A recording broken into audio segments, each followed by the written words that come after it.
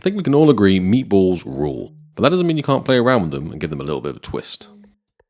What's up, home chefs? I really love meatballs for some reason. I've made loads in the past as well, different kinds of varieties. There's something about having your meat all packaged into a ball that for some reason I just find absolutely delicious. So today we're putting a bit of an Asian twist on meatballs. Don't get me wrong, Italian meatballs still my absolute favourite with a good tomato sauce and pasta. Nothing can beat it. But these are when you want something a little bit different and you can serve it over rice, use a bit of Asian flavours, and it really comes out nice. Let's get to it.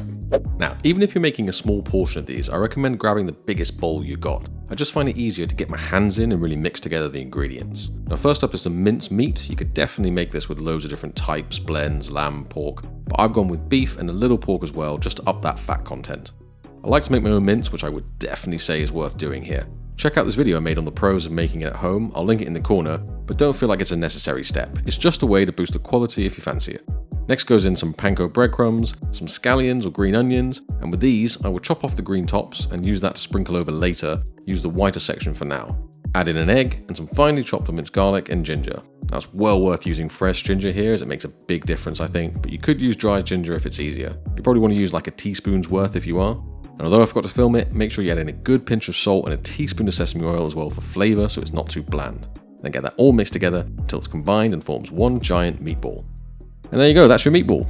No, just kidding. I have no idea if that would even work. What we're actually doing is grabbing a handful of meat at a time and rolling them into golf balls before dusting in corn flour. Now I will admit I don't know how key this step is, but I feel like it made a slightly better crust on the meatball, so I like to do it.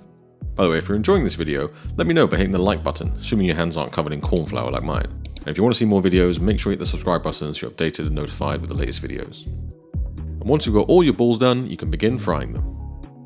Grab a wide frying pan and get it nice and hot and then coat with some oil. Now someone told me coconut oil would add some great flavour, but to be honest I couldn't really taste it, so I think any oil will do.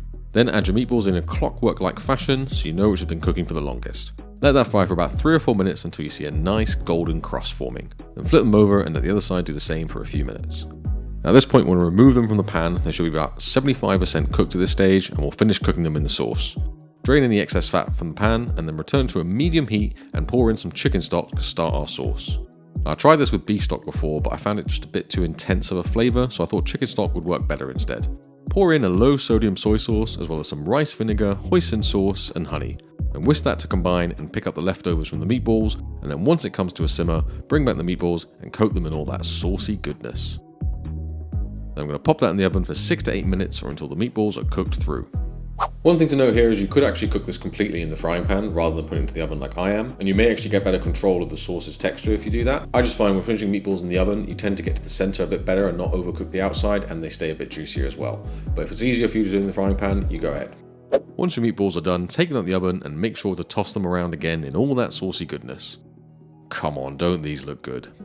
Beautiful crust on the outside, juicy and meaty on the inside. Heavenly.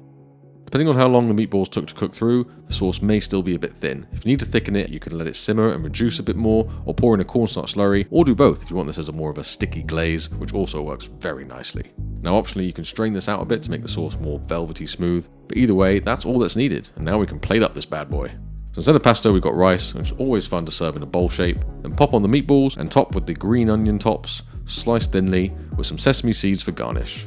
Pour over the sauce as you like and enjoy some beautiful Asian flavours in meatball form.